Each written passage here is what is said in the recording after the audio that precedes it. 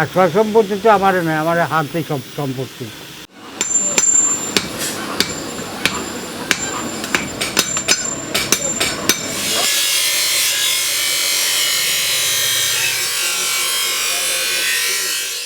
ওই 71 থেকেই কাজ করছি আমি টুকটাক।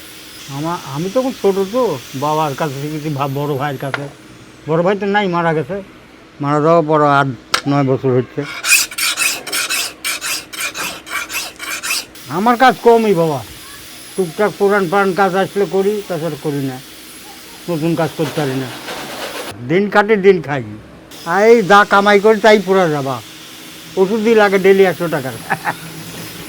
আর সয় সম্পত্তি তো আমার নয়, আমার হাতে সব সম্পত্তি। কয়লা আমরা ওই যে বাড়ি থেকে নিয়ে আসি। আগে ওই পাথর কয়লা পাওয়া যেত তোমার, তখন ইঞ্জিনের গাড়ি ছিল।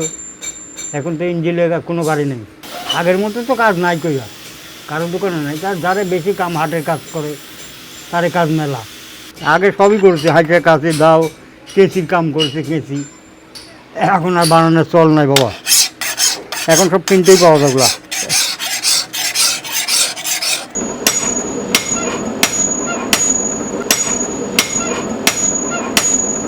বংশগতই ব্যবসা। আমার কাজের বয়স আজ মোটামুটি 25 বছর হলো। আমার বাবা মোটামুটি 50 বছর থেকে কাম করছে। সে টাইমেও কাজ ভালো ছিল, আমরাও করছি। বিগত দিনে কাজ অনেকেই কাজ করছি, ভালো ছিল। তা আগের তুলনায় কাজ দিন দিন হারাই যাচ্ছে, মানে কমে যাচ্ছে। এখন এই সব বাইরের থেকে মেশিনে সব চায়না প্রোডাক্ট নামে আমাদের কাজগুলো অনেকটা হাতের কাজ হারাই যাচ্ছে দিন দিন। আগে কেসি তৈরি করতাম বলে এখন চুল কাটা মেশিন চলে আসে, কেসি হারা যাচ্ছে। আগের তুলনায় ইনকাম এখন অনেক কম। আগে লোন টোন ঋণ টিন ছিল না, এখন এনজিও টেনজিওর মধ্যে ঢুকে যাওয়া লাগছে।